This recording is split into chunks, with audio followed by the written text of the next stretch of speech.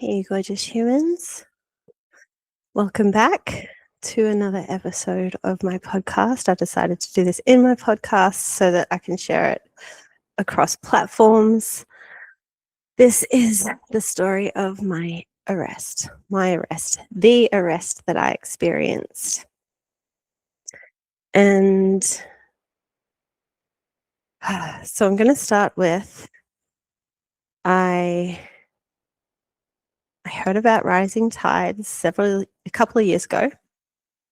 And I guess at that time, I'd gone through a massive experience, an extrasensory experience, which made it very difficult for me to recognize, or I had to evaluate my relationship with authority and authority figures and rules and morality and ethics and my own personal integrity. So that was several years ago. That was a long time ago. And so when I heard about rising tides, the moment I hear about any institution at this point in time, the way that I felt about it was extreme skepticism, because I hadn't necessarily experienced any institution that didn't have some sort of level of I don't want to say corruption, but like inauthenticity. Like they weren't integrous to their initial ideals or what they represented. And so I guess for me, that created a big trauma. Being in different institutions, not receiving the type of support that I was wanting, and actually experiencing a whole lot of coercion. And so when I heard about rising tides, I'm like, okay, this sounds, or like in my mind, it felt fanatical. It felt extreme.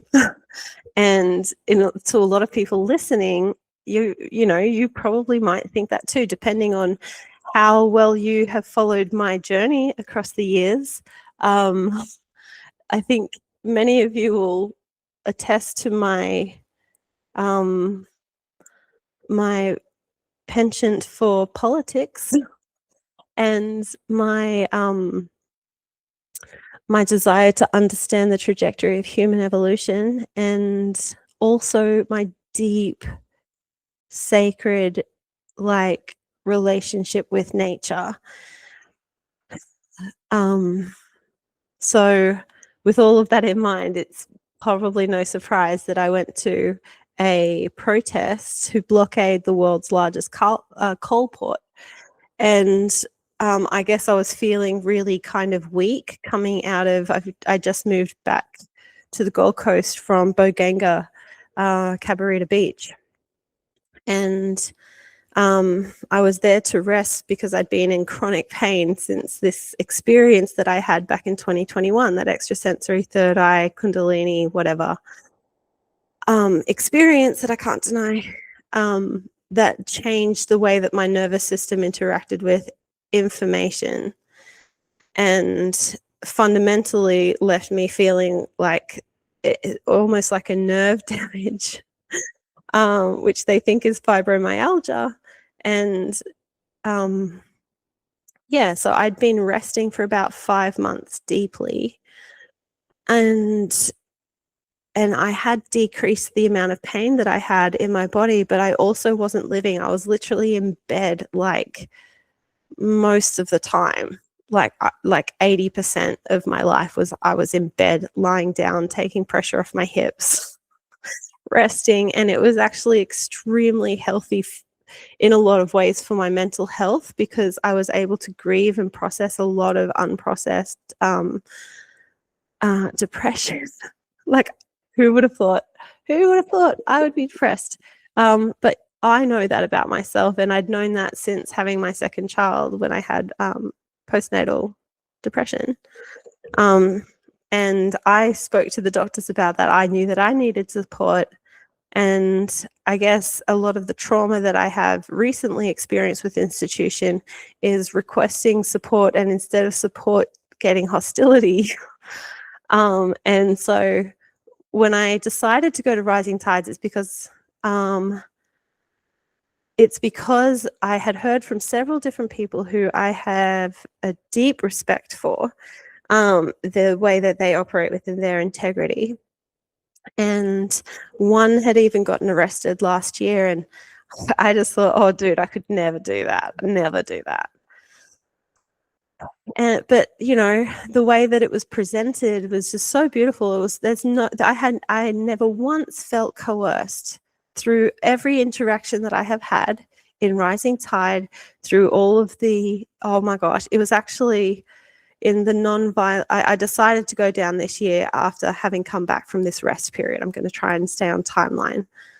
And I decided before I moved back that I was going to do Rising Tide to try and test myself being on myself within a community, and it was very much based in non-violence, and that's what I am all about. Simpler, gentler has been my mantra for the last several years, and there is an unspoken way which requires less words. It's a gnosis, and our body is the attuning mechanism to this gnosis of our life, right? So I feel like that experience that I had in 2021 basically made it more difficult for me to skew off my way. My way became so thin, and not in a bad way, in the way that I want to be here and live and use my life force. I don't want to just play. I want to create meaningful impact in some way. Leave this world a better place for my children, my grandchildren. If my children choose to have them, I will not force that on them. But yes, that's the intention that I have. If I'm going to be experiencing physical pain potentially daily for the rest of my life, then I don't want to just be living my life to avoid the pain. That's going to waste my life. So I'm like, okay, I'm going to have to carry that. And I am in so much fucking pain. I cannot tell you. It's so painful. I just did a video showing how I have so much mobility, how it is that people think that I'm not unwell because I present well and happy, and at different times I have a physical capacity, but what they don't understand is I know how to work with my cycles, those cycles of my womb, and and for men and other people who don't necessarily have those distinct hormonal cycles where you bleed once a month, you can sync with the moon and just start to understand your own subtle body with the moon. And so in that way, you can attune to those subtle energies, the 28-day cycle, which every human experiences. That's not just women who experience that. Men experience that too. And it really does help to connect us in with our, when it comes to attuning to nature and tuning to your own inner tuition, your way, the way of spirit as it's living through you. Yeah, that's one way that you can really help to attune to those subtler things, and to attune subtly is really to help you to transmute pride, the death of the ego, all of these things that you thought that you had to be instead of the being of who you are, which is the simplest and gentlest thing. It's like breathing. It's just that we've learned so many things that get in the way of that. I'm gonna hit my vape quick. If you judge me for vaping, check into nicotine. Also, judge me. I don't really mind. I used to do that too. And that's not to judge you. It's just literally, hey, there's a spectrum here. It's okay. So the frame of mind that I went to this in was I'll volunteer where I can. I tried to volunteer in the chai tent, and I guess it's my first year and I didn't really understand the whole thing. But one thing I could have done is, there was a legal briefing at the same time as my shift in the chai tent. And if I were to do it again, I would have asked if there were other shifts, other legal briefings, and gone to a later one, which I ended up doing anyway because I crashed out. I was so tired. I just was absorbing so much information and having so many conversations and just feeling this resonant energy. And it was after on the first day that I got there, there was no, like in the harbour, there was no boat set up. I'm actually going to go through that later. So just to finish off, like, I made the decision on the first, I ended up going to the very first non-violent direct action training meeting. And it was actually in that there was one point when they mentioned civil disobedience that I was like, oh my gosh, that sounds so extreme. But then as I went away and contemplated it later, and just with all of the things that I'd experienced, my life experience, this transmuting of my relationship with authority, that I kind of felt like this was my next step. I didn't know what was on the other side of it. I still don't. And I'm okay with that because I trust me and I trust the flow of life. And I trust that that even if I make the worst mistake ever, that there's an element of redemption that I can still bring to my own life, depending on how I choose to move with it. And so I guess in that way, I ended up falling into a deep sense of self-trust. And I'm like, I'm going to do this thing and I'm going to witness myself through it.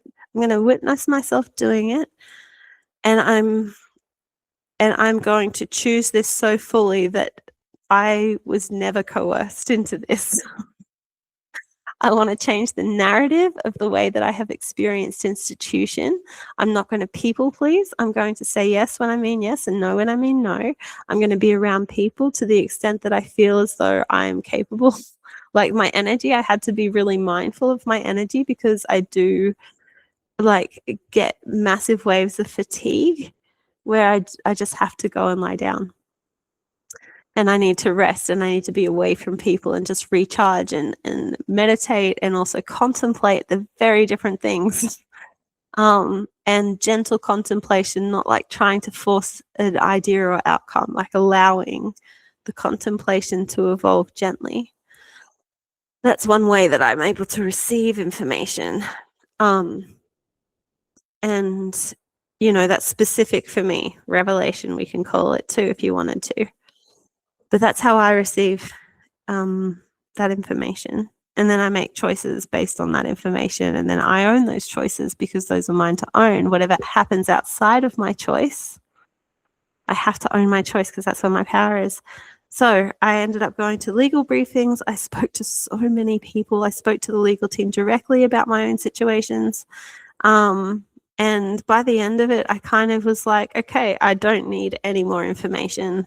I've made my decision. It's now the doing of it. And then and then I was buddied up with someone who, Pearl, oh my gosh, divine human. And yeah, so she had, so she was there on her own as a 19-year-old and I was there on my own ish as a 43-year-old. So we didn't have any family with us. And so it was cool to buddy up together, like 19 being, that's like right in the middle of my kids' ages. So it was nice, but also the way that I have operated as a parent is I don't see my kids as my kids. I see them as their own selves. And there's completely different language that comes with all of that and relating that comes with all of that. But I would say that it's been the healthiest shift that I've ever made in parenting was to witness them as their own selves. And I was not always like that, I can promise you. So I went through a lot of humbling to get to that point, to let go of my own ego around the authority of being mother. Yes. So the day came of Sunday and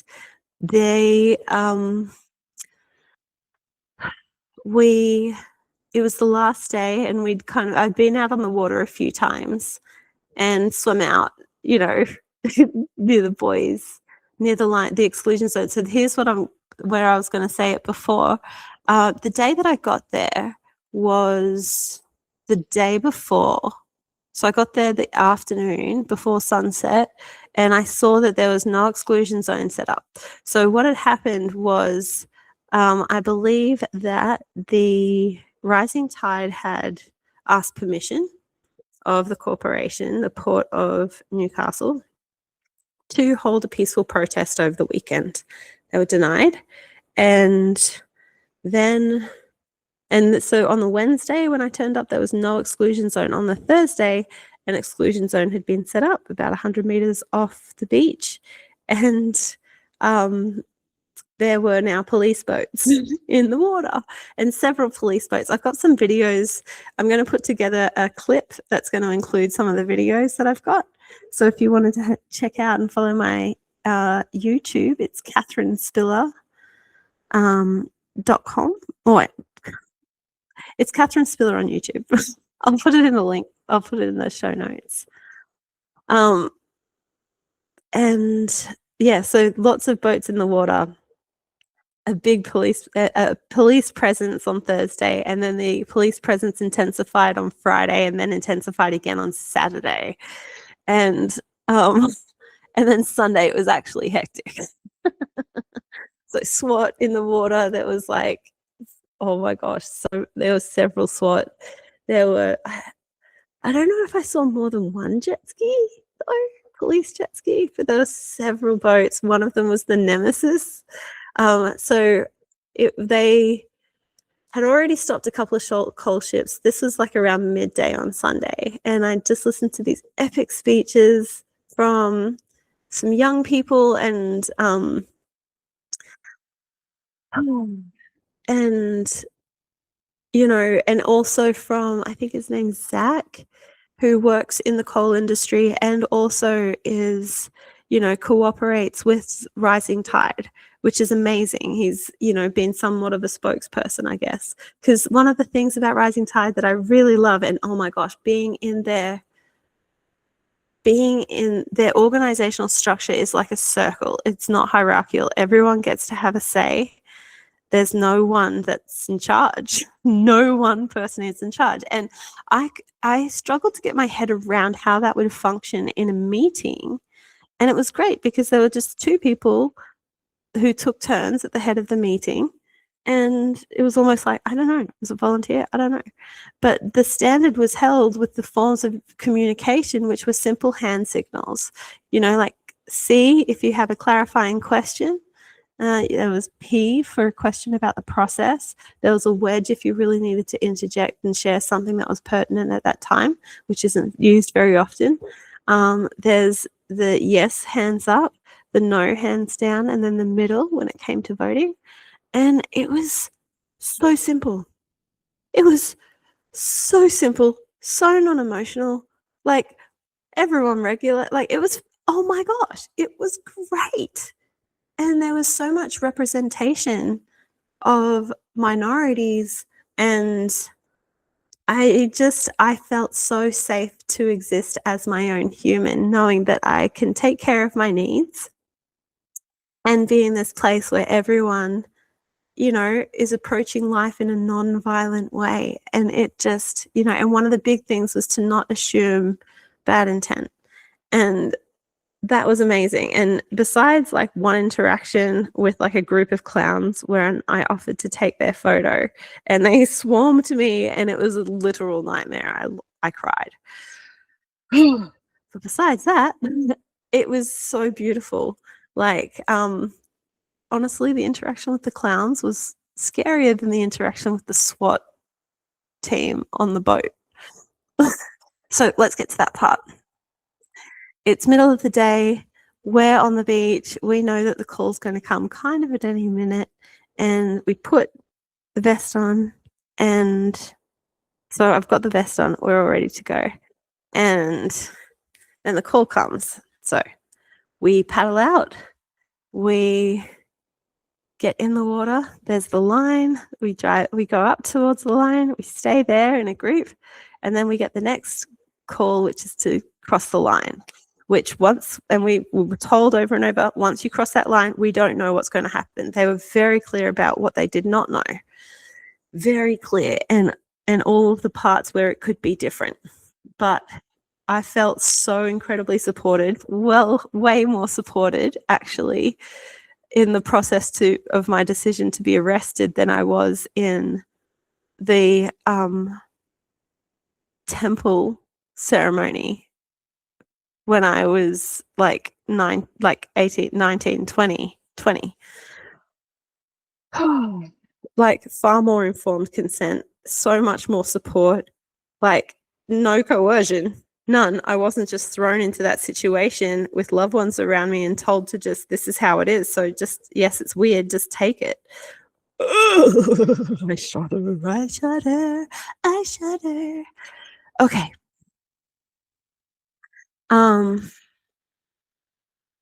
Where were we? Yep. So we're in the water. We cross the line. And then there's like this massive grey, it's almost naval type of a ship. That's the New South Wales Police. We go in front of that. There's like SWAT team. We're paddling out. No one's arresting us. It's nothing. We end up like, so I've got some video that I'll take, and then my phone ended up dying after like, I don't know, 15 minutes. 20 minutes, and we weren't arrested for like 45 minutes. I think we were out there for about 45 minutes. But basically, we got in with this big group of other kayakers, and we all bundled in together. There were knitting nanas who got arrested and then unarrested because it would look bad. It was so funny. And I think the collective age in that boat was over 500. They were all like over 80. Epic humans. Epic humans. And yeah, so we got in this group. We were on the water. We got in the group. There's like a jet ski dude who circles us every now and then he goes to another group and circles them, kind of thing. So this group of like, I don't know, 10 kayaks, 15. We end up like floating down stream. And so Pearl and I are like, well, let's get back up to where the action is. Let's go. So we ended up paddling all the way back up, and we were with someone else as well. We got arrested with 2 other groups in kayaks. So 6 of us in the SWAT boat together on the ground. Sorry, I'm laughing. It's like kind of funny because at no point in the whole experience on Sunday, the only time my nervous system dysregulated was with the clowns. That's honest. Like that's truth. Like the experience with the police and the SWAT. I love saying SWAT. It was like a movie.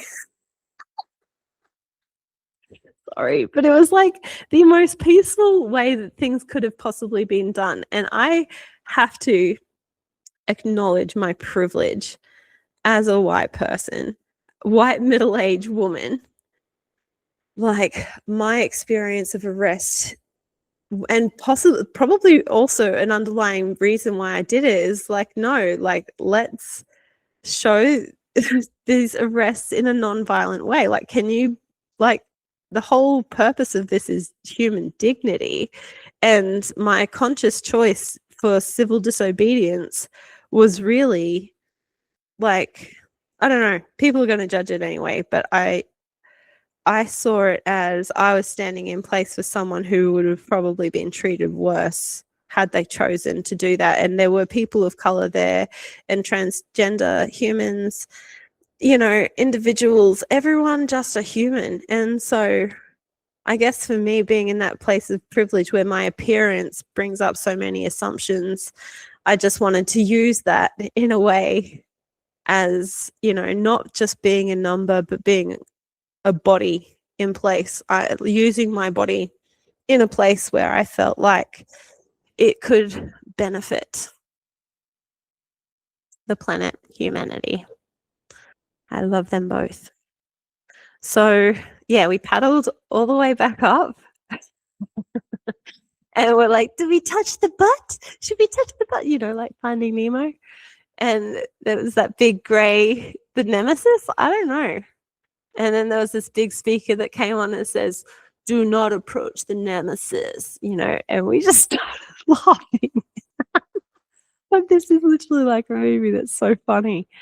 And then the SWAT boat was like kind of on one side. And then the jet ski was circling us and then kind of circling this other group that was near us. So we're like, let's just go between the two boats. Like, let's just see what happens. So we paddled up and we're kind of giggling and laughing. And then the jet ski dude comes kind of closer in. And we're like, because last year they were taking people's oars away from them and then sometimes towing them back to the beach so that the arrest numbers weren't so high. But by this time, there was already another wave of kayakers coming out or something like that, from what I remember. And so, yeah, I think they were just like, okay, quickly just arrest and keep going kind of thing. So, yeah, so we were in between the jet ski dude and the SWAT boat. And the SWAT boat go over, they talk. Did they use a speaker or did they just yell? Because they were close. I think they just yelled and they're like, you know, you're in a marine exclusion zone, giving you an opportunity to paddle back to shore. Do you comply? And then I answered and said no. And then they said, well, if you're not going to comply, well, we're placing you under arrest. Do you understand? Understand, understand, whatever. At that point, my decision was to be arrested. So I said yes. And that was pretty much it. So I just, they said, okay. It was so simple. It was so administrative. They're like, okay, yep. I said yes. Yes, I'm being arrested. I said, okay. You know, put your oar to the side, turn your back to the boat, and we'll pull you in. So I did. It pulled me in. And I said, sit there. So I sit there. I said, do you have your ID on you? I had my ID on me. I brought my phone with me. It wasn't taken off me. And yeah, and then I just sat there waiting and they brought Pearl in and we were sitting there. We had a laugh. I wish my phone wasn't dead at that point because it would have been cool to take photos. But then they probably would have taken my phone off me. Anyway. And then we ended up, they brought in the other kayakers, which was, you know, one of them was our friend that we knew. We knew the other one of them. And yeah, it was just cool to sort of sit there and chill. And we kind of knew exactly what was happening. So none of us were freaking out at all. And they ended up driving us down. We waited in the boat for I think we were in the boat for about 15 minutes, 20 minutes. They drove us down to the dock. We got out. They put us on this patch of dry grass, which had the biggest freaking bindies I have ever seen in my entire life. And yeah, so they got us to stand on those. So I started piping up. I'm like, oh my gosh, did you guys find literally the only place with bindies in this whole place? And they're like, oh, what would you rather, the gravel? And I'm like, well, yeah, actually, I grew up on gravel. So there were like these little pens, caged off pens on the grass that had these massive bindies in straight in the sun. So we were waiting there, but there weren't. At that stage, they'd already processed a heap of people because they had a ton. They had this whole processing center set up. So they had a ton of these officers with these chairs and, you know, I got a bottle of water. I did ask for it, but it was on the table. So it wasn't opened. Yay, thanks. And sat down, just went through it. They told me the charges. I didn't get charged with the serious charge. It was, I can't even remember now exactly what I was charged with, but I've got a court appearance in January, and so that's going to be interesting. And yeah, so I'm not exactly sure what all of that. I'm pretty sure there's a fine, and if that's the case, that'll be interesting. But I've got a different fire in my belly than what I had going into this. And I'm excited for that because I feel like I'm choosing life instead of just existing. And I actually needed to, sorry, I totally burped. Excuse me. So I needed to learn what it was like to just simply exist and find my worth in that instead of just my worth in how helpful I can be to others or how supportive I can be. And so finding that I am worthy of love just by existing helped me to go, well, now I want to not prove my worth of love, but I want to live, not just exist. And I want my life to have an impact that I consciously choose as best I can. And so with that, I am going to be opening up one-on-one spaces for clients to work with me one-on-one, but it's going to look different than it has in the past, but actually not that different. Spiritual sovereignty is going to be coming back. I'm going to be creating an in-person workshop with it, and I'm also likely going to be making it online as well. But I am going to be available for trauma integration, really, and unhealing that coercive abuse that makes it difficult for you to feel, makes it difficult for you to make decisions for yourself, and also just to navigate anxiety and those interrelational boundaries. Yeah, difficulty trusting yourself. And yeah, so if you would like that, you can get in touch with me on Instagram or Facebook, and that's the best way at the moment. And while I kind of figure out some other avenues and what creating my business is going to look like, but I am available and excited about helping people on their, journey to their own, back to their own spiritual sovereignty, so that they feel as though they are making the choices in life, and that it's not a trauma response, and it's not, some external factor. It's them choosing, you choosing. And in that way, feeling that sense of empowerment, personal empowerment. So yeah, after I got arrested, they processed me. I went to the sergeants. There was one time I was like standing in there on my own with like 5 or 6 other male officers around. They were all laughing about something, and then one of them's like, "Oh, we're just having fun." And it's like, oh, whatever. There was one point also, like while I was sitting in the other processing area with everyone else, this female police officer said something along the lines of, "That was a dog move. I know you and I know what you did," to another male officer. And so I don't know what that was in context to, but I'm like, that's kind of cool, rad chick that she spoke up. Like, that's rad, cool chick. And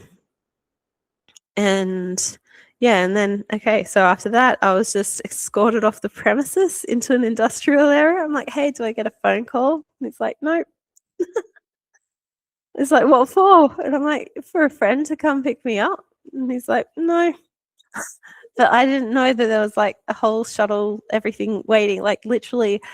And so he was like, "Oh, we're not all bad guys." So I'm just going to get over the whole walking over the bridge thing to the other side of the dock station. And he said, "We're not all bad guys." I said, "No, I totally know. I know you're not all bad guys. But I'm curious, what are your thoughts on, what are your thoughts on protests?" And he's like, "Oh, more power to you." I'm like, "Get it, guys. I think it's great." So it was interesting. And I'm very aware that he's in that job and choosing that job. And I'm where I am. And it's all personal choices. And we can feel like we're being forced to do things. But at the same time, sometimes we're actually upholding the things that we're actually not wanting to have. And I think that that's important to recognize. That sometimes being in those spaces and saying you have no choice nullifies your power. And in fact, you're giving power to the places where you really don't want it, which are doing the harm.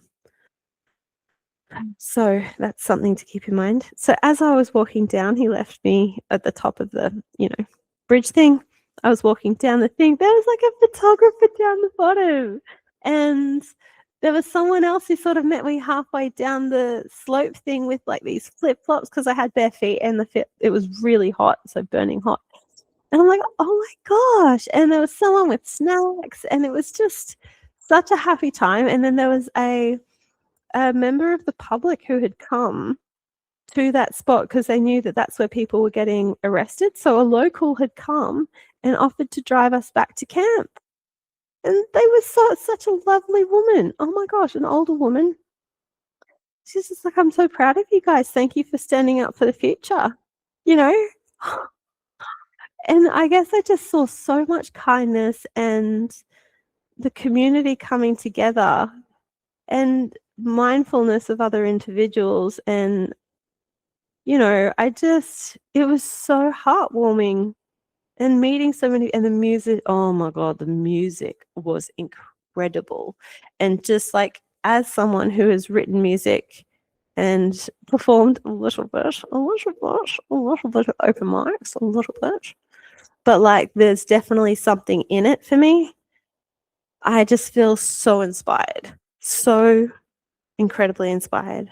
And yeah, and I guess that inspiration holds me accountable to the things that I am to do next. So, what is next for me? I don't know. I feel like I might get a van and take off, but I want to bring spiritual sovereignty into places, that feel aligned to it more than anything. And it's not about full on changing the world and aiming at the world.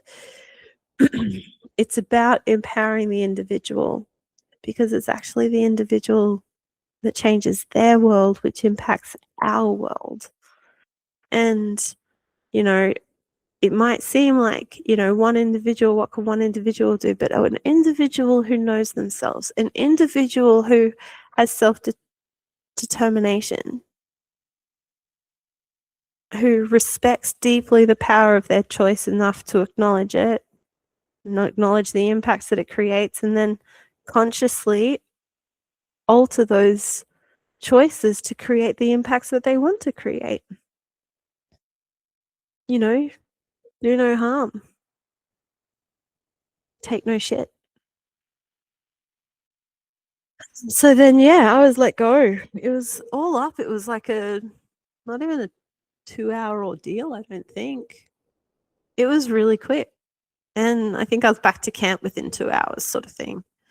So 3 hours? I don't know. Anyway, time was a bit of a blur. I didn't have my phone. I had to charge my phone, and charging was so limited on camp.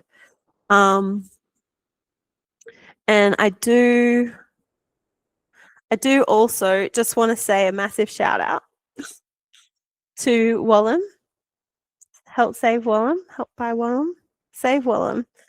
So these guys took me in and treated me like family. And I'm going to link the details below.